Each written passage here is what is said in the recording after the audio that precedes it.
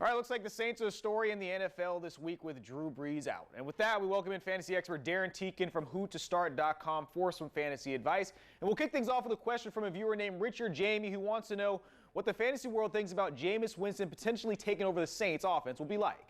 Really has a nice way to start out his Saints career by coming in and playing against the Falcons, whose defense could really be thrown on. So obviously he's not Drew Brees. It's going to be a little bit different, but it should also look pretty similar to what Saints fans and fantasy owners out there come to expect from the Saints offense. All right, looking ahead a little bit, we're getting dangerously close to the beginning of the fantasy playoffs in a lot of leagues. How can owners make sure that they peak at the right time? Most fantasy playoffs start week 13. Take a look at your roster. If your number one quarterback is passed his bye and you don't need that backup quarterback, throw him back into the free agent pool.